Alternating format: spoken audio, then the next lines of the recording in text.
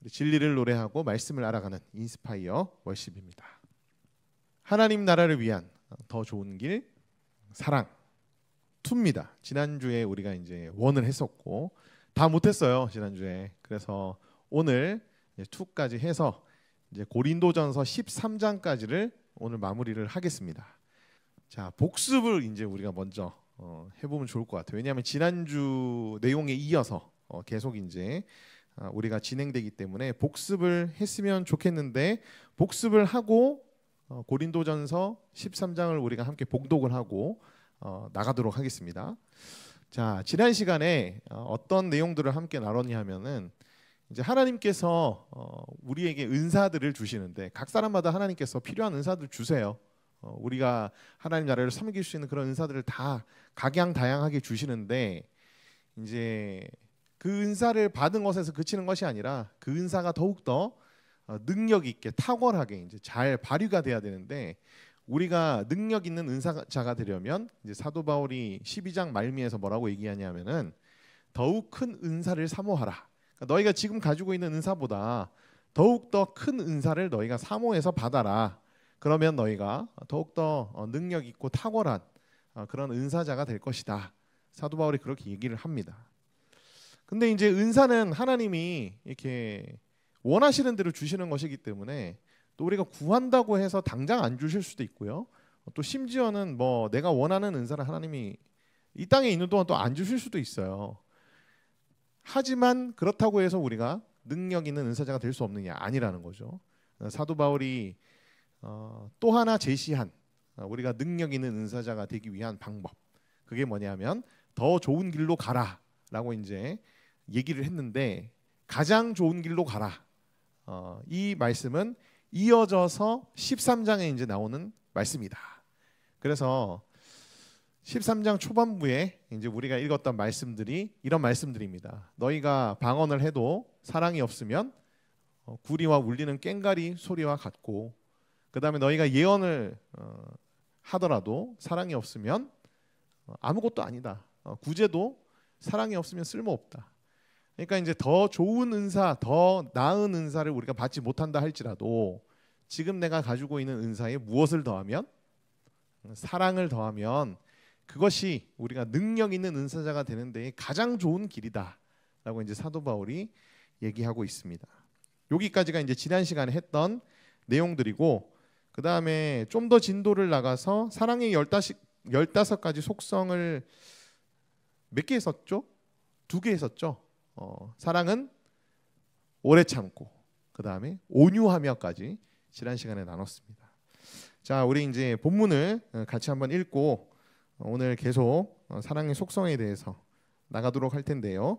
13장 1절부터 13절까지 같이 읽도록 하겠습니다. 신약성경 278페이지에 있습니다. 13장 1절부터 같이 읽겠습니다. 내가 사람의 방언과 천사의 말을 할지라도 사랑이 없으면 소리나는 구리와 울리는 꽹과리가 되고, 내가 예언하는 능력이 있어 모든 비밀과 모든 지식을 알고 또 산을 옮길 만한 모든 믿음이 있을지라도 사랑이 없으면 내가 아무것도 아니요, 내가 내게 있는 모든 것으로 구제하고 또 내 몸을 불사르게 내어줄지라도 사랑이 없으면 내게 아무 유익이 없느니라. 사랑은 오래 참고 사랑은 온유하며 시기하지 아니하며 사랑은 자랑하지 아니하며 교만하지 아니하며 무례히 행하지 아니하며 자기의 유익을 구하지 아니하며 성내지 아니하며 악한 것을 생각하지 아니하며 불의를 기뻐하지 아니하며 진리와 함께 기뻐하고 모든 것을 참으며 모든 것을 믿으며 모든 것을 바라며 모든 것을 견디느니라. 사랑은 언제까지나 떨어지지 아니하되 예언도 패하고 방언도 그치고 지식도 패하리라. 우리는 부분적으로 알고 부분적으로 예언하니 온전한 것이 올 때에는 부분적으로 하던 것이 패하리라. 내가 어렸을 때에는 말하는 것이 어린아이와 같고 깨닫는 것이 어린아이와 같고 생각하는 것이 어린아이와 같다가 장성한 사람이 되어서는 어린아이의 일을 버려노라. 우리가 지금은 거울로 보는 것 같이 희미하나 그때에는 얼굴과 얼굴을 대하여 볼 것이요, 지금은 내가 부분적으로 아나 그때에는 주께서 나를 아신 것 같이 내가 온전히 알리라. 그런즉 믿음, 소망, 사랑 이 세 가지는 항상 있을 것인데 그 중에 제일은 사랑이라. 아멘. 그래서 여러분들이 가지고 있는 은사가 무엇이든 또 다른 사람과 비교해 봤을 때 내 은사는 좀 별론 것 같아. 그렇게 생각하지 마시라 그랬죠. 아무리 별로인 은사도 내가 생각하기에 별로인 은사도 사랑이 더해지면 어마무시한 은사가 될 수 있다. 그것이 이제 지난 시간의 핵심이었습니다. 그래서 우리가 이제 하나님 나라를 위해서 뭔가 헌신하고 또 섬기며 또 하나님 나라를 세우기 위해서 가장 필요한 것이 무엇인가? 그것이 바로 사랑이다. 근데 이 사랑은 은사는 아니다. 지난 시간에 이제 그렇게 말씀드렸죠. 많은 학자들이 사랑은 은사의 하나로 보지 않습니다. 사랑은 모든 은사를 탁월하게 하는 성령의 열매죠. 그래서 여기까지 우리가 함께 나눴고요. 오래 참고 온유하며 함께 나왔습니다. 그 다음에 시기하지 아니하며부터 이제 우리가 함께 볼 텐데 세 번째 사랑의 속성이죠. 시기하지 아니하며 투기하지 않으며 이런 말인데 자 시기하지 않으며 시기한다는 말은 이제 이 원어적인 의미가 어떤 의미냐면은 타인을 좋게 평가하지 아니하려는 우리 내면의 은밀한 죄성이에요. 뭔가 이제 다른 사람들을 자꾸 깎아내리고 그 다음에 다른 사람들을 굉장히 이제 부정적으로 보려는 어떤 그런 우리 내면의 은밀한 죄성으로 인해서 기인된 이제 우리의 마음이 뭐냐면 시기심이거든요. 시기심, 투기하는 마음. 그래서 그러지 말라는 겁니다. 사랑은 시기하지 않는다라고 얘기하는 거예요. 다른 사람이 자기보다 더 좋은 것을 갖거나 더 뛰어나면 우리는 시기하고 질투도 하고요. 그 다음에 심지어 이제 모함까지 하죠. 그래서 그 사람이 나보다 못한 사람처럼 끌어내려야 뭔가 자기가 더 이제 가치 있는 존재처럼 이렇게 생각이 되나 봐요. 그래서 이제 이 시기하지 않으며에서 나온 또 하나의 이제 행동이 뭐냐면은 이게 비판하는 마음도 이제 비슷한 그런 모습이라고 할 수가 있습니다. 사랑이 없을 때에 솟아 올라오는 그런 죄성, 본성 중에 하나가 이 시기하는 마음이기도 합니다. 이제 내가 사랑해야 될 대상을 이제 경쟁 상대로 인식하거나 이제 뭔가 내가 좀 열등 의식을 가지고 있을 때 그 사람을 깎아내리려고 하는 그런 마음. 그래서 이제 이 시기하는 사람들의 특징이 뭐냐면은 뒤에서 험담을 많이 해요. 뒤에서 이렇게 그 사람에 대해서, 삼자에 대해서 굉장히 안 좋은 얘기들을 많이 퍼뜨립니다. 소문도 막 퍼뜨리고. 그런 분들이 이제 공동체에 많으면 많을수록 공동체는 이제 굉장히 힘들어집니다. 굉장히 힘들어져요. 그래서 혹시 내가 이렇게 시기하려는 마음들이 좀 마음속에 많이 있는 건 아닌지 여러분들이 한번 돌아보시고 이런 시기하는 마음들, 이 죄성에서부터 비롯된 거거든요. 이 시기하는 마음들을 여러분들이 또 하나님 앞에 좀 해결해 달라고 그렇게 이제 간구하시기를 바랍니다. 자, 네 번째 사랑의 속성은 뭐냐면 자랑하지 아니하며. 사랑은 자랑하지 않는데요. 자랑이라는 것은 이렇게 시기하는 거랑 뭔가 좀 비슷하지만 결은 좀 다르죠. 시기는 다른 사람을 깎아내리는 거고 자랑은 자기 자신을 어떻게 하는 거죠? 자랑은 자기 자신을 높이는 거예요. 결국은 이제 자신이 얼마나 존귀하고 가치 있는 존재인가를 이제 이 죄성이라는 관점에서 보면 사람들은 깎아내리면서 동시에 자기를 높임으로 자신의 어떤 존귀함을 자꾸 드러내려 하는 그런 본성이 있다. 그래서 우리는 절대 자랑해서는 안 됩니다. 사도 바울은 성경에서 우리가 자랑해야 할 것은 뭐밖에 없다고 그러죠? 우리가 자랑해야 될 것은 이제 복음밖에 없고 하나님밖에 없다. 이제 사도 바울은 늘 그렇게 얘기를 해요. 예수님도 이렇게 말씀하셨죠. 이게 나의 마음인데 이 마음이 뭐냐면 나보다 남을 낮게 여기는 마음. 그 마음을 가져야 된다. 나보다 남을 낮게 여기라. 이제 그렇게 말씀하시죠. 칭찬하려는, 자기 자신을 자랑하는 사람들은 절대로 다른 사람을 자기보다 나은 사람으로 생각하지 않습니다.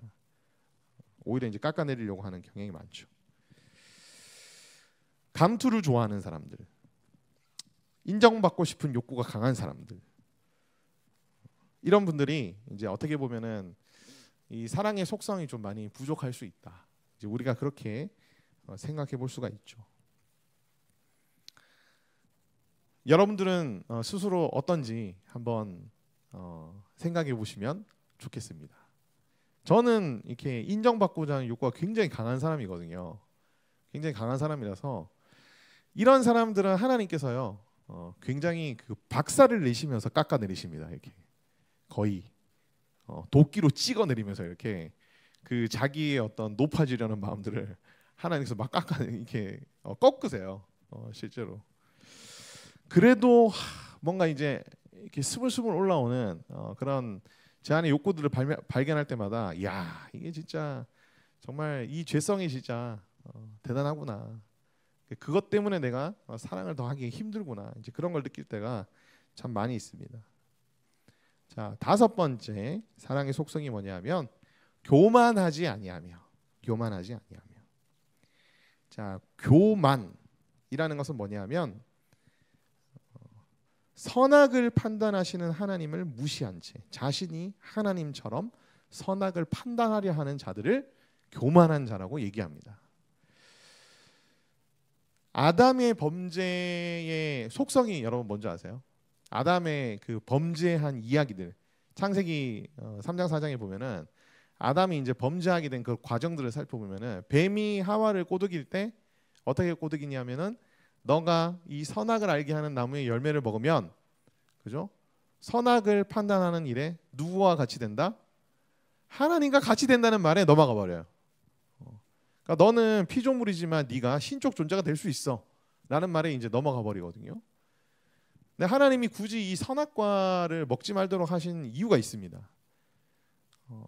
이 선악을 구분하는 존재는 오직 누구밖에 없다는 것을 말씀해 주시기 위해서, 하나님밖에 없다는 걸 말씀해 주시기 위해서 먹지 말라고 하는 열매의 이름을 선악을 알게 하는 나무의 열매로 지으신 거거든요.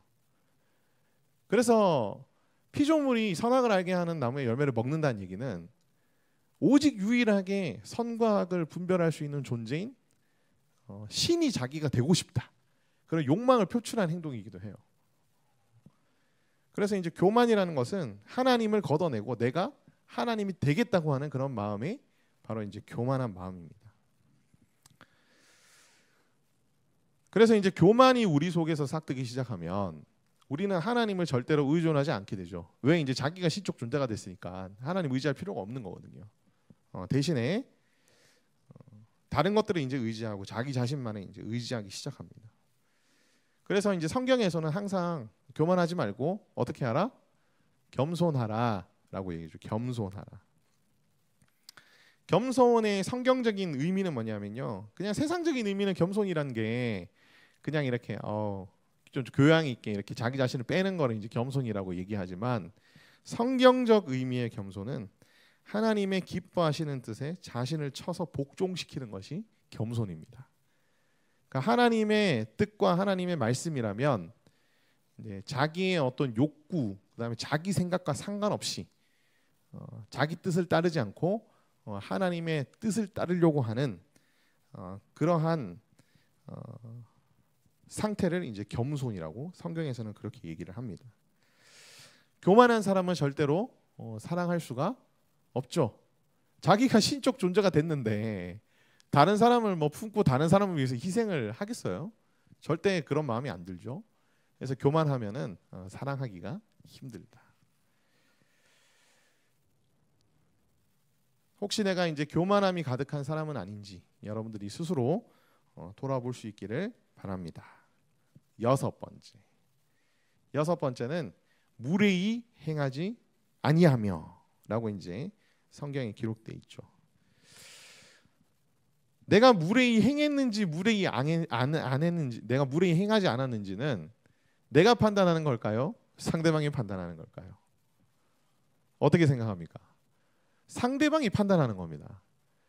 나는 내가 무례하게 행동한 게 없어. 우리는 늘 이제 자신의 의도만을 중요하게 여기는 경향이 있거든요. 근데 상대방이 무례하게 여겼으면 그건 내가 어떻게 한 거죠?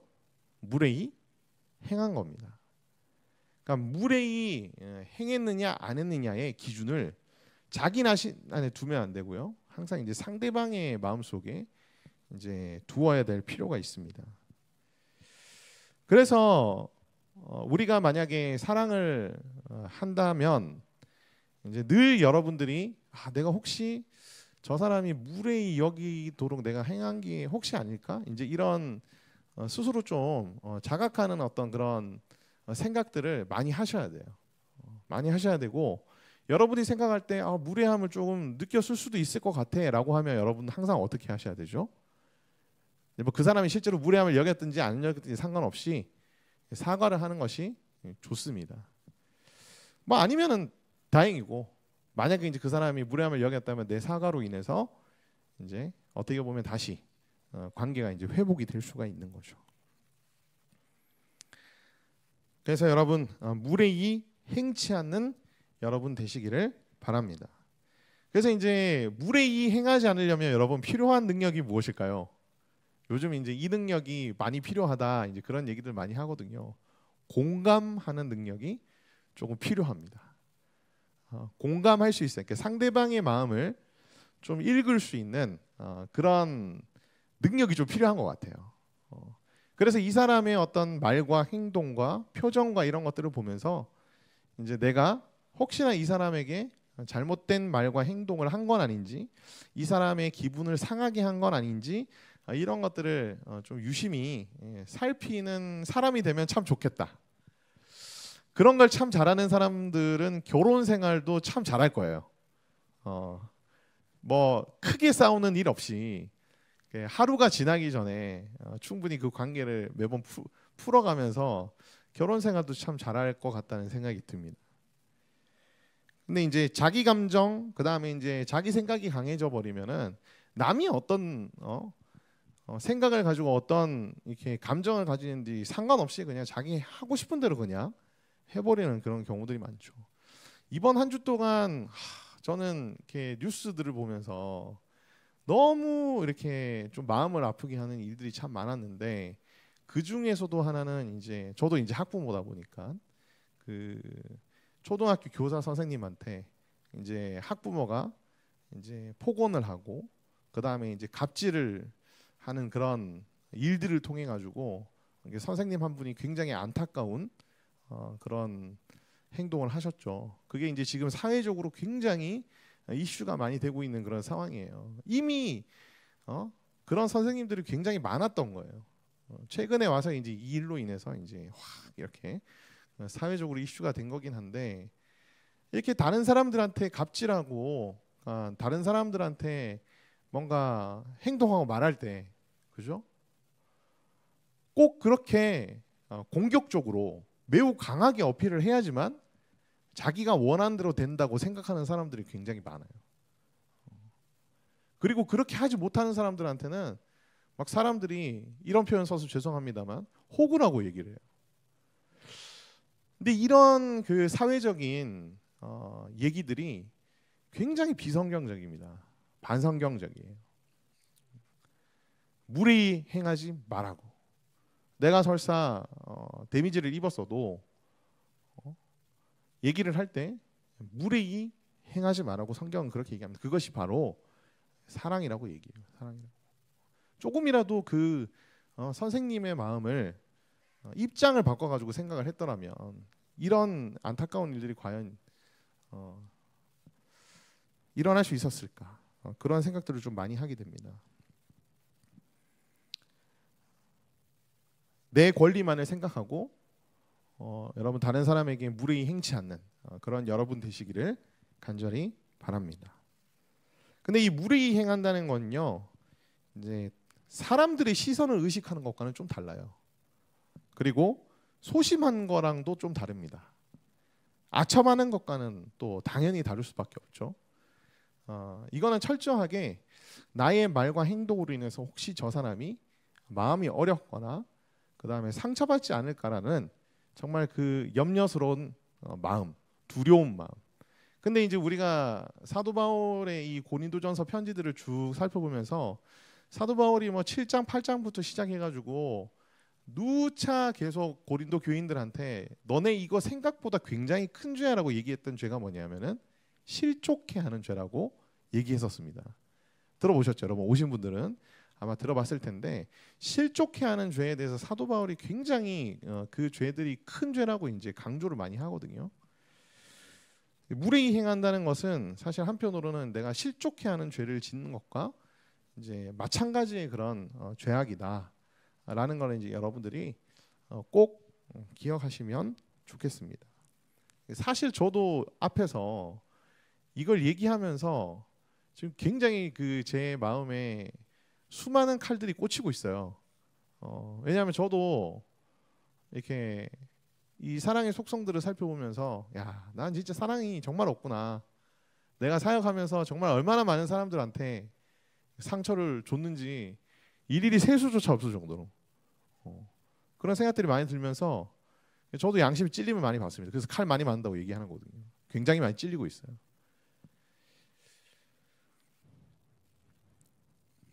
주님은 우리에게 무례히 행하지 않으십니다. 여러분 이거 반드시 기억하셔야 돼요. 하나님은 우리에게 무례히 행하지 않으세요. 대부분 우리에게 하나님은 강요하시지도 않습니다. 그리고 강제하지도 않아요. 우리의 영혼과 우리의 생명에 위협되는 것들만 하나님께서는 강제하시는 경우들이 있어요. 그거 외에는 하나님 절대 우리에게 무례히 행하지 않으십니다. 그래서 여러분 막 그런 생각들 많이 하죠.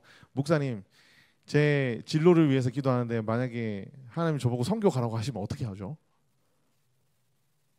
저 못 가요. 그건 하나님 저한테 폭력을 행사하시는 거 아닌가요? 막 그렇게 혼자서 막 생각하는 친구들이 가끔씩 저한테 와가지고 상담하시는 경우도 있거든요. 여러분들이 받아들일 준비가 됐을 때 기쁨으로 그것을 순종할 준비가 됐을 때 하나님 말씀하시지 절대로 여러분 준비 안 됐는데 하나님이 너 가. 너 안 가면 끝장난다. 진짜 혼난다. 이러면서 이제 하나님이 선교로 보내시거나 그러지 절대 않으신다. 뭐 제가 선교를 예로 들어서 말씀을 드렸는데 대부분의 경우에 있어서도 하나님은 그렇게 억지로 무례히 우리한테 행하시면서 강제하시는 분은 절대 아니시다라는 걸 여러분들이 꼭 기억하시기를 바랍니다. 전도의 방법도 그런 의미에서는 우리가 조금 이제 고민해 볼 필요가 있는 거예요. 그러니까 이제 우리가 무례히 행하지 않으면서도 어떻게 복음을 전할 수 있을까? 이 부분에 있어서 우리가 이제 연구를 많이 하고 지혜를 많이 짜내야 됩니다. 하나님 앞에 많이 구하면서. 예전에는요 집집마다 문 두드리면서 들어가가지고 복음을 전도하는 거는 그 시대의 7, 80년대 사람들한테는 별로 무례히 행하는 행동이 아니었거든요. 8, 90년대에는 캠퍼스에서 그 전도하시는 분들이 벤치에 앉아 있는 혹은 혼자 있는 사람들한테 가가지고 그죠 복음 전하는 거 별로 무례히 여기지 않았던 시대거든요. 지금 시대는 굉장히 무례하게 여기는 그런 시대이기도 합니다. 그래서 이제 이 사랑이라는 관점에서 우리가 어떻게 하면 이제 무례히 여기지 않도록 전도를 할 것인가 이 부분에 있어서 굉장히 많은 고민과 그 다음에 노력이 필요하다. 자, 그 다음은 바로 자기 유익을 구하지 아니하며. 예수님은 자신의 유익을 구하지 않으셨습니다. 예수님은 우리를 위해서 계산하지 않고 자신의 전부를 주셨잖아요. 그래서 자기 유익을 구하지 않는 사랑의 진짜 최고봉이 누구냐 하면은 바로 이제 예수님이세요. 나에게 득이 될지 실이 될지를 기준으로 삼지 않고 그죠? 오직 하나님의 나라와 하나님의 뜻을 위해서 자기 자신을 헌신하는 것. 이것이 바로 자기의 유익을 구하지 않는 사랑이다라는 걸 여러분들이 꼭 기억하시기를 바랍니다.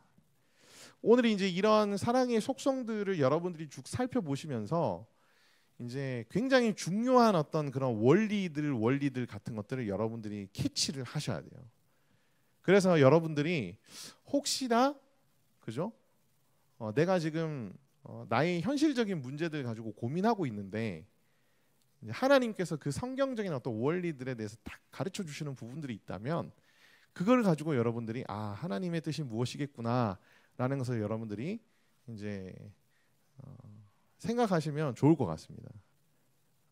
저는 개인적인 좀 간증인데요.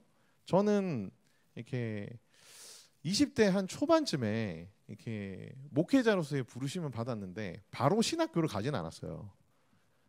그래서 뭐 언제 신학교 갈지는 모르지만은 일단 내가 하고 있는 공부들을 마무리를 하고 난 뒤에 이제 그때 가서 생각해 봐야 되겠다. 그래서 이제 20대 후반에 제가 이제 학교를 좀 졸업을 하면서 이제 그 당시에 내가 목회자로서의 부르심은 받았는데 지금 당장 신대원을 가야 되는 것인가 아니면은 직장 생활을 좀 하고 그 다음에 가야 될 것인가. 근데 저희 과가 또 직장은 또 그때 잘 들어갔거든요. 뭐 삼성이나 뭐 LG는 잘 들어갔거든요. 친구들 다 글로 들어가고 이래가지고 저도 뭐 그냥 이렇게 좀 늦긴 했지만은 들어가면 들어갈 수 있을 것 같고. 근데 이제 그때 저의 가장 큰 현실적인 문제는 돈이었습니다. 가난이었어요. 그리고 결혼 이것도 이제 저의 가장 큰 고민 중에 하나였습니다. 20대 후반 많으시죠? 돈이 없는데 누가 나와 결혼을 해줄까? 막 그런 생각이 엄습하면서 그죠? 하나님의 부르심은 뭐 나중에 가도 되지 않을까? 그리고 이제 내가 좀 좋은 직장을 가져서 돈을 좀 벌다가 이렇게 좀 안정적이 되면 그때 내가 신학교 가겠다 하면 그때 또 와이프도 또 뭐 그래 뭐 좀 벌어놨으니까 가봐라 이제 이렇게 할 수 있을 것 같기도 하고 혼자서 이제 막 계산한 거지. 혼자서 엄청 계산을 한 거예요. 근데 이제 저는 예수님의 십자가의 그 길들을 어느 순간 좀 생각하면서 이 자기의 유익을 구하지 아니하며 예수님 자기의 유익을 구하지 않았는데 나는 그런 돈에 대한 염려나 가난에 대한 두려움 때문에 자기 유익을 구하고 있었던 거죠. 그래서 이거는 내 길이 아니다라는 마음을 하나님이 그때 되게 많이 주시면서 그냥 바로 신대원을 준비하는 그 길로 이제 틀었습니다. 그러니까 저 현실적인 문제에 대한 그런 고민들 속에서 하나님이 되게 뜻하지 않는 어떤 그런 성경적 원리들을 통해 가지고 자신의 뜻을 보여주시는 경우들이 굉장히 많으세요. 그러니까 어떻게 보면 이제 이런 사랑의 15가지 속성들도 하나님께서 보여주신 사랑이잖아요. 그렇기 때문에 이 면면 하나를 보면서 여러분들이 이제 현실적인 문제에 내가 이걸 어떻게 적용을 하고 무엇이 하나님이 원하시는 길이고 무엇이 내가 가서는 안 될 길인지를 여러분들이 한번 생각해 보시면서 이제 이 사랑의 속성들을 또 들으시면은 도움이 될 것 같아요. 예수님만이 우리의 왕이십니다. 그래서 예수님에게 유익되는 것이 무엇일까를 우리는 생각해야 돼요. 자기에게 유익이 될 것을 생각하는 것이 아니라 그래야 우리는 이제 사랑을 할 수 있는 사람이 될 수 있다. 그 다음에 이제 8번째 성내지 아니하며 이제 이 사랑의 속성 중에 이제 성내지 아니하며를 얘기를 하면 항상 이제 의문을 표하는 질문 중에 하나가 뭐냐면은 예수님이 성전에 들어가셔가지고 장사하는 사람들 다 뒤집어 엎어버리지 않으셨습니까? 그때 엄청나게 예수님께서 성내지 않으셨습니까? 그럼 예수님도 사랑이 없으신 건가요? 이제 이렇게 질문을 할 수가 있거든요. 제가 질문하는 건 다 옛날에 제가 그렇게 생각했기 때문에 질문하는 거예요. 근데 이 성냄이랑 그 예수님이 표출하신 거룩한 분노는 좀 다릅니다. 이제 여기서 나오는 이제 성내지 아니하며라고 할 때 이제 성냄은 뭐냐면은 외부적인 자극이 내면의 부패한 본성, 포악한 기질과 만나서 이제 폭발해 버리는 감정이 이제 성냄이라는 감정이에요. 거룩한 분노는 외부적인 자극이 하나님을 경외하는 새로운 본성과 만나서 분출되는 감정입니다. 거룩한 분노는 우리가 느낄 수 있지만 성냄은 우리가 지양해야 된다라는 것을 이제 여러분들이 꼭 명심하셔야 됩니다. 그래서 이제 성내지 않는 사랑의 사람이 되려면 어떻게 해야 하는가? 뭐 사람마다 좀 이제 성향이 다르긴 한데요. 굉장히 뜨겁게 이제 팍 달아올라서 폭발하는 그런 사람들도 있잖아요. 다혈질인 사람들도 있고. 그런데 성내지 않기가 참 쉽지가 않습니다, 여러분. 특히 이제 육아를 해보시면요, 성내지 않을 수가 없어요. 성낼 만한 상황들이 굉장히 많이 찾아옵니다. 근데 이제 이 성내는 걸 어떻게 그러면은 이제 컨트롤을 할 수 있을까? 성내지 않을 수는 없는데요. 일단 성을 내는 그 과정, 그 반응 시간을 좀 길게 가져가셔야 돼요. 길게. 그러니까 자기가 성이 난다 그러면 어떻게 하시죠? 빨리 뭐 이렇게 밀폐된 공간으로 들어가서 이제 삭힌다든지, 그죠? 그런 식으로 해서 이 성내는 어떤 감정들이 올라올 때에는 일단은 좀 쿨링을 시키는 것이 굉장히 중요합니다. 그래서 이제 지연시켜야 돼. 성내는 걸 지연시키는 게 굉장히 중요합니다. 그 다음에 두 번째는 뭐냐면은 이 성을 냈어, 엎질러졌어. 엎질러졌을 때는 여러분 어떻게 하는 것이 좋냐면은 이제 즉시 사과를 하는 것이 제일 좋습니다. 즉시 사과. 연애하면서 즉시 사과를 해봤는데 잘 안 통하던데요. 이렇게 이제 얘기하는 친구들이 있어요. 그죠? 우리 형제님들 같은 경우 연애하다 보면은 그죠? 사과를 했는데 이제 여자친구가 뭘 잘못했는데 이렇게 얘기하잖아요. 그죠?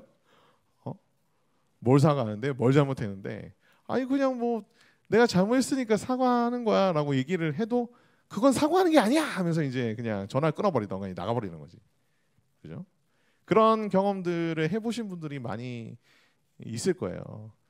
사과를 할 때는 자신의 어떤 행동으로 인해서 상대방이 어떤 감정을 가졌는지를 정확하게 얘기를 해주시고 그 부분에 대해서 미안하다라고 얘기를 해야 이제 특히 자매분들 같은 경우는 그래 안 해, 그래 사과 받아줄게 이제 이렇게 가는 거거든요.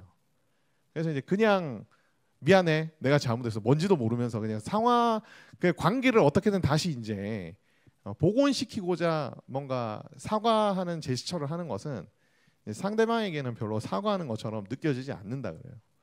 이게 제가 좋은 팁들을 드리는 거니까 여러분들이 이제 실전에서 잘 사용을 해보시기를 바랍니다. 근데 어쨌든 화를 냈다면 사과를 하는 것이 맞다라는 거 여러분들이 꼭 기억하시면 좋겠습니다. 9번째 사랑의 속성은 뭐냐면 악한 것을 생각하지 아니하며. 그러니까 사랑이라는 거에 이런 것들이 있다는 게 되게 좀 여러분 재밌지 않으세요?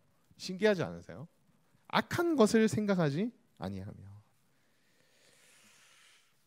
악한 것을 자꾸 생각하다 보면은 이제 바로 앞절에서 얘기한 이 성내는 감정들이 막 올라오거든요. 올라와요. 그러니까 악한 것을 생각한다는 얘기는 뭐냐면은 타인의 의도를 악하다고 단정하거나 부정적으로 추정하는 것을 악한 것을 생각한다고 얘기해요. 그래서 그렇게 하지 말라는 거예요. 그렇게 하지 말라는 거. 제일 단적인 예로 여러분 요즘은 소통을 거의 뭘로 하죠? 카카오톡으로 많이 하잖아요. 문자나 카카오톡으로 많이 하는데 카카오톡이 되게 재밌는 게 뭐냐면은 똑같은 문장인데도요. 내 기분이 어떠냐에 따라서 되게 비꼬는 말로 들릴 수도 있고 굉장히 격려하는 말로도 들릴 수도 있어요. 그러니까 이제 보는 사람이 거기에 어떤 뉘앙스를 씌우느냐에 따라서 똑같은 문장도 굉장히 극과 극으로 느껴지는 경우들이 있을 수 있거든요. 그래서 실제로 그 카톡을 보낸 사람은 그런 의도로 진짜 보낸 게 아닌데 나 혼자서 그 카톡을 쟤는 이래서 보냈을 거야라고 하면서 막 악한 쪽으로 이제 생각을 하다가 보면 여러분 걔에 대해서 어떻게 됩니까? 그 카톡을 보낸 사람에 대해서 막 증오심이 올라오고 열받고 막 그러면서 어떻게 되죠? 그 사람을 사랑하는 마음이 그냥 휘발돼 버리는 거예요. 사라져 버리는 거죠. 이게 이제 대표적으로 악한 것을 생각하는 그런 과정의 단적인 예라고 할 수 있습니다. 그래서 여러분 절대로 이제 타인의 의도를 여러분들이 악하다고 단정하거나 이제 부정적으로 추정을 하는 좀 그런 습관들이 있다면 여러분들이 그 부분들을 좀 고치셔야 돼요. 그걸 고치지 않는 이상, 사랑이란 게 참 굉장히 쉽지 않다. 쉽지 않다. 이 악한 것을 생각하는 그런 모습 중에 또 어떤 게 있냐면요. 여러분 트라우마라는 단어 아시죠? 한번 내가 트라우마에 딱 걸려버리면, 트라우마가 생겨버리면 비슷한 상황과 비슷한 어떤 그죠? 말들을 들었을 때 트라우마 때문에 어떻게 할 수밖에 없어요? 악한 쪽으로 내 생각을 할 수밖에 없게 돼버려요. 그래서 이제 우리가 어떻게 보면은 이렇게 이 사랑을 행하는 자들이 되기 위해서는 여러분 안에 있는 트라우마도 어떻게 하셔야 됩니까? 이제 극복하시고 이겨내고 그 트라우마로부터 여러분들이 자유하셔야 여러분들이 비로소 사랑할 수 있는 자들이 될 수 있다라는 것을 여러분들이 꼭 기억하시면 좋겠습니다. 이 트라우마가 대표적으로 악한 것을 생각하는 사람들의 그 심리적인 특징 중에 하나예요. 물론 쉽지 않습니다. 굉장히 어렵습니다. 이거는 이제 내노들고 될 수 있는 부분도 아니고요. 약물 치료로도 될 수 있는 부분도 아니에요. 약물 치료는 뭐 상태를 더 악하지 않게 해주는 데는 도움이 있죠. 도움이 되지만 근본적으로 트라우마 치료는 안 됩니다. 상담도 어느 정도는 도움이 되지만 근본적으로 안 돼요. 이런 어떤 내면에 데미지를 입은 부분들은, 트라우마 같은 것들은 진짜 하나님이 만져주시고 다뤄주시지 않으면 절대로 극복이 쉽지가 않습니다. 그래서 이제 오늘 우리가 이제 기도의 시간대에 혹시 여러분 중에 이제 트라우마 같은 것들 때문에 좀 고통스러워하시는 분들이 있다면 하나님께 좀 여러분들이 매달리시면서 기도하시고 앞으로도 계속 기도하셨으면 좋겠습니다. 그 다음에 자 10번째, 11번째가 뭐냐면 묶어서 제가 같이 말씀드릴게요. 불의를 기뻐하지 아니하며 진리와 함께 기뻐하고. 그래서 이제 이 사랑이라는 속성 중에 또 우리가 주목해서 봐야 되는 속성 중에 하나가 불의를 기뻐하지 않는다는 거예요. 보통 교회에서 사랑 하면 그냥 다른 사람의 잘못된 점들까지도 그죠? 다 그냥 덮어버리는 거라고 생각하는 경향이 있는데요. 여러분 사랑의 속성은 그렇지 않습니다. 불의를 절대 기뻐하지 않아요. 죄악을 절대 미화시키거나 덮어버리지 않습니다. 올바르지 않은 것에 대해서는 어떻게 하셔야 되죠? 얘기할 수 있으셔야 돼요. 그건 잘못됐다고 알려줘야 돼요. 다만 어떻게? 앞서 얘기한 것처럼 오래 참으면서 온유하게 무례히 행치 않으면서 아닌 건 아니라고 얘기를 해줘야 됩니다. 불의에 대해서 여러분 공감하시면 안 돼요. 불의에 대해서 공감하시면 여러분은 공범이 되시는 겁니다. 불의에 대해서 공감하실 필요 없어요. 그냥 이해는 해줄 수는 있죠. 아, 네가 그랬을 수도 있겠구나라고 이해는 해줄 수는 있겠지만은 그거랑 그죠? 막 같이 공감해가지고 그 친구가 공격하는 사람들에 대해서 나도 같이 공격을 해버리고 그렇게 해버리면은 공범이 되는 거예요. 그거는 공범. 불의에 대해서는 여러분 절대로 함께 하시면 안 됩니다. 한편으로는 진리와 함께 어떻게 하라는 거죠? 기뻐하라는 거예요. 기뻐할 때는 여러분 뭐가 필요해요? 공감이 필요해요. 기뻐할 때는 공감이 필요해요. 아까 우리가 살펴봤던 것처럼 시기하는 마음이 있으면 뭘 할 수 없습니까? 시기하는 마음이 있으면은 진리와 함께 기뻐도 못합니다. 저 사람이 잘된 거에 대해서 같이 기뻐해 줘야 되는데 시기하는 마음이 있으면은 같이 기뻐하지도 못하는 거예요. 진리대로 나아가는 타인을 또한 기뻐해 줄 필요가 있습니다. 얘의 지금 수준은 정말 평균적으로 봤을 때 별로예요. 신앙적으로 봤을 때. 하지만 나아지고 있다면 어떻게 하라는 거죠? 기뻐해 주라는 거죠. 그런 의미도 포함되어 있습니다. 자, 12번째는 이제 모든 시리즈예요. 12번째부터 15까지는 모든 것을 참으며, 이제 오래 참음이랑 모든 것을 참는 거 두 가지가 이제 약간의 좀 차이가 있습니다. 오래 참는다는 것은 긴 시간 동안을 참는다는 것을 얘기하는 거고요. 오래 참는다는 것은 어떠한 그런 공경에도 내가 참아낸다는 그런 의미를 가지고 있어요.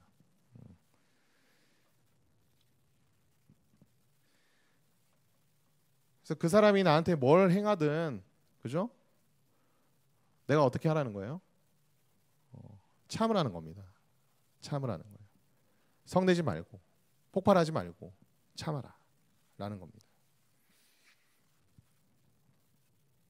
그래서 운전하다 보면은, 그죠? 열받을 때가 많아요. 운전하시는 분들 있죠. 나도 똑같이 그냥 보복 운전 해버리면은 안 되는 거죠. 그러니까 모든 것을 어떻게 하라고요? 참으라. 하이빔도 키지 말고, 버쩍버쩍 하지 말고, 모든 것을 참아라. 자, 모든 것을 믿으며, 모든 것을 믿으며. 이게 이제 그 9번에서 얘기한 악한 것을 생각하지 않고는 좀 관련이 있거든요. 악한 것을 생각하지 마라라고 하는 것은 이제 소극적인 어떤 신뢰를 얘기합니다. 그러니까 이 사람의 의도가, 그죠? 그렇게 악하거나 나쁘지는 않을 거야라고 이제 좀 소극적인 어떤 신뢰를 하는 것이라면은, 모든 것을 믿으면은 좀 적극적인 신뢰를 가지는 것으로 생각하면 됩니다. 다른 사람들의 행동에 대해서 그래도 좀 선하게 봐주려고 하는 그런 의지를 이제 모든 것을 믿으며라고 이제 생각하시면 좋겠습니다. 그러니까 예를 들어서 저 친구가 나한테 좀 안 좋은, 저 친구가 내가 계속 연락을 했는데 연락을 안 받아. 그러면 악한 것을 생각하는 사람은 뭐 어떻게 생각하겠어요? 어떻게? 제가 나한테 상처받았나? 제가 나한테 뭐, 그죠? 악감정을 품고 있나? 뭐 이렇게 이제 자꾸 악한 쪽으로 자꾸 생각을 하지 말고 나아가서 어떻게 해주라는 거예요? 제가 지금 전화를 받지 못하는 어떤 특별한 사정이 있을 수도 있겠다. 내가 기도해줘야지. 그러니까 이런 식으로 좀 선하게 생각하려고 하는 어떤 의지를 가지라는 겁니다. 맹목적으로 믿으라는 얘기는 아니에요. 맹목적으로 믿으라는 얘기는, 사람은 죄인인데 맹목적으로 믿으면 되겠습니까? 맹목적으로 믿으라는 얘기는 아니에요. 다만, 그죠? 확실하게 확인하기 전까지는, 그죠? 악하게 생각하지도 말고 최대한 선한 쪽으로 생각을 해주라라는 것이라고 여러분들이 생각하시면 되겠습니다.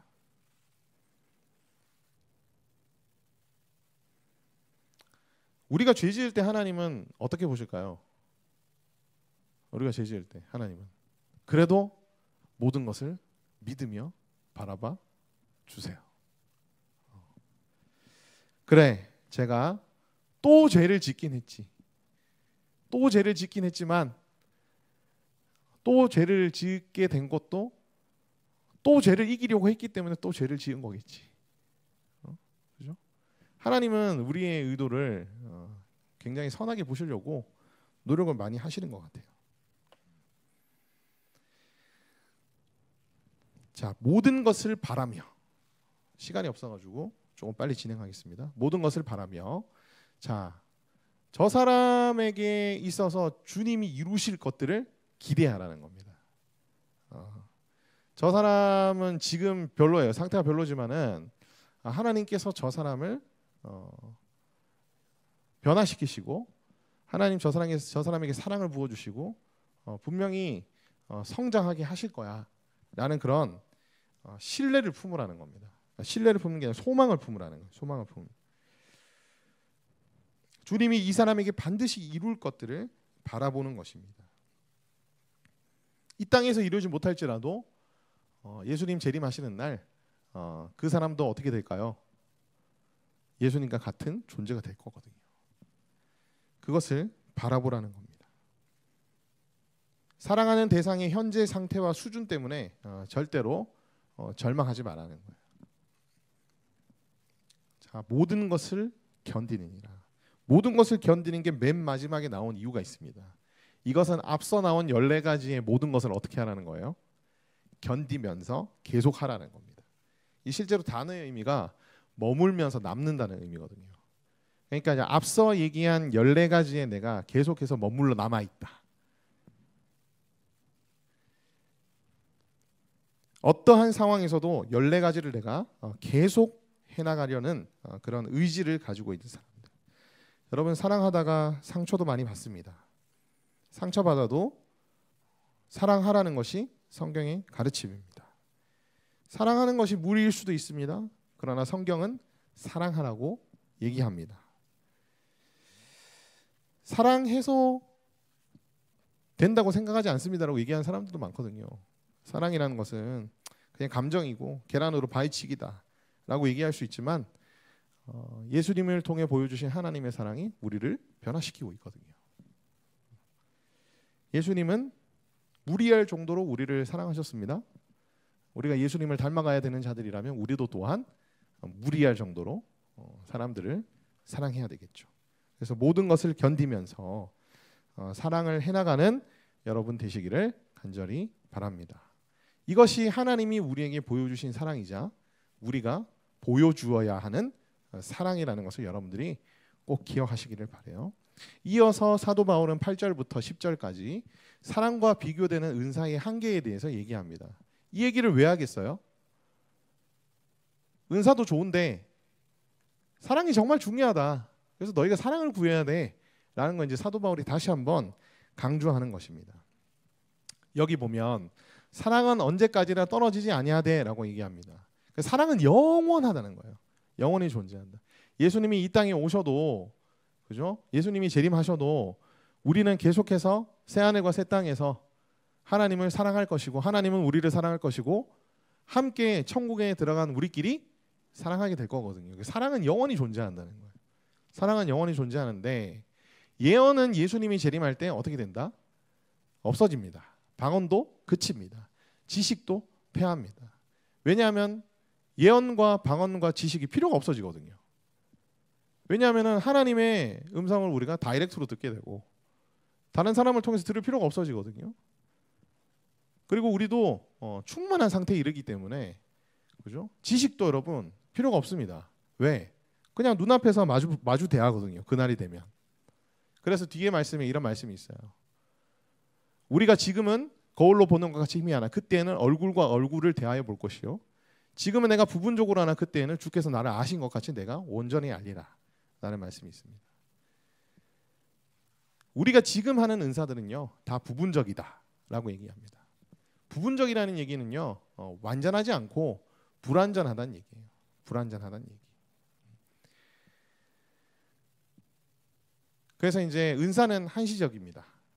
사랑은 영원하지만 은사는 한시적이고요.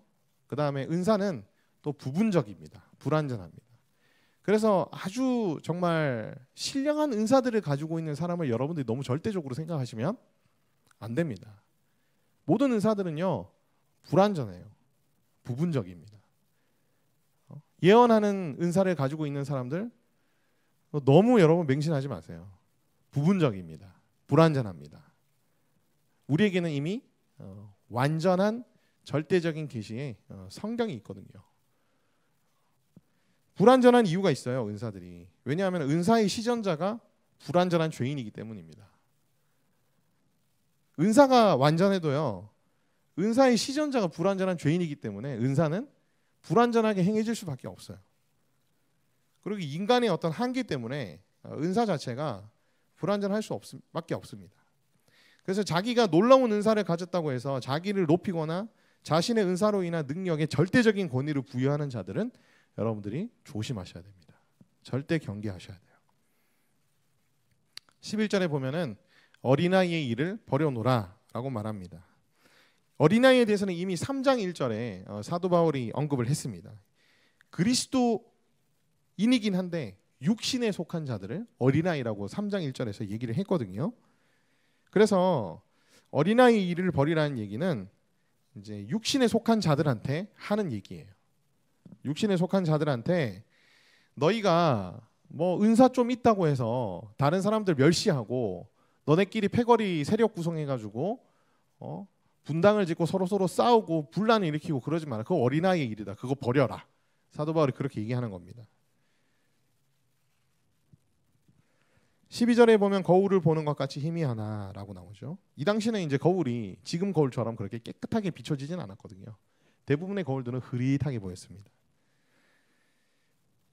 그날이 되면 우리가 어떻게 될 거죠? 다 알게 될 거예요. 페이스 투 페이스, 직접 보면서 다 알게 될 겁니다. 그렇기 때문에 뭐 은사가 뭐가 남들보다 더 좋은 게 있는지 막 이런 거에 대해서 여러분들이 너무 이렇게 집착하거나 매이거나 거기에 이제 휘둘리지 말라는 말입니다. 자, 마지막 말씀이죠. 아주 유명한 말씀입니다. 그런즉 믿음, 소망, 사랑 이 세 가지는 항상 있을 것인데 그 중에 제일은 사랑이라. 항상 있다는 얘기는요. 사랑이 아까 제가 영원하다고 말씀드렸죠. 믿음도 영원하고요. 소망도 영원합니다. 왜냐하면은 이 믿음은 이제 은사로서의 믿음이 아니라 예수님이 우리에게 주신 믿음이거든요. 신뢰로서의 믿음은 우리가 천국에 가도 계속해서 우리가 가지고 있습니다. 그러니까 내가 하나님을 신뢰하는 어떤 그런 신뢰의 마음들이 우리 속에 계속 있는 한 믿음도 영원한 거죠. 그리고 새하늘과 새 땅이 우리가 들어가게 되면은 영생과 삶의 축복을 이제 누리게 되는데 이것 역시 누구에게 달려 있냐면 하나님께 달려 있기 때문에 우리가 하나님을 계속 소망하게 되는 겁니다. 예수님이 오신다고 해서 끝나는 게 아니다. 은사처럼 항상 있을 것인데라는 얘기는요. 또 유기적인 관계라는 얘기입니다. 믿음으로 우리가 시작이 됐죠. 그리고 주님을 사랑하게 됐고요. 그다음 주님을 계속 소망하게 됩니다. 사랑하기 때문에 또 더욱더 하나님을 신뢰하게 되고요. 또 하나님을 소망하게 됩니다. 소망은 믿음을 더욱더 강하게 만들거든요. 이런 식으로 믿음, 소망, 사랑이 서로 굉장히 유기적인 그런 관계들로 이루어져 있다. 사도 바울은 그렇게 얘기하면서도 그 중에 제일은 무엇이다? 사랑이다. 왜냐하면 하나님이 사랑 그 자체거든요. 그리고 사랑은 하나님을 닮아가게 하는 열쇠입니다. 요한 1서에 보면 그런 내용들이 나와요. 주님 안에 거하게 합니다. 타인을 향한 믿음과 소망은 사랑의 속성이죠. 아까 우리가 살펴봤던 그런 사랑의 속성들 중에 모든 것을 믿으며 모든 것을 바라며, 그러니까 이게 이제 믿음과 소망이 사랑 안의 속성으로서 제시가 되고 있거든요. 그래서 사랑이 이제 더 아우르는 개념이다. 그런 의미에서 이제 제일은 사랑이다라고 얘기합니다. 사랑은 타인과 공동체를 변화시키고 온전케 하는 능력이 있고요. 사랑은 모든 은사를 탁월하게 하는 성령의 열매기도 합니다. 그래서 그 중에 제일은 사랑이다. 그래서 은사에 너무 목매이거나 집착하지 말고, 물론 더 큰 은사를 사모해야 돼. 그건 이제 우리가 14장에서 9월 첫째 주 집회 때 하겠지만은 더 큰 은사를 사모해야 되는데 너무 집착하지 마. 너무 몰입하지 말고 자랑하지도 말고 열등감을 가지지도 마. 더 큰 은사를 사모해야 돼. 그런데 더 중요한 건 뭐다? 그 중에 제일은 사랑이다. 사랑을 추구하는 것이 고린도 교회는 지금 너무너무나 필요한 거였습니다. 우리 한국 교회도 역시 마찬가지로 사랑이 너무너무 많이 필요하고요. 우리 개인적으로도 사랑이 정말 많이 필요한 사람들인 것 같아요. 그래서 오늘 이 시간 우리가 이제 함께 기도하면서 사랑을 좀 하나님 앞에 깊이 간구하는 시간이 됐으면 좋겠고요. 그 다음에 여러분 15가지 중에 여러분들이 부족한 사랑이 분명히 있을 겁니다.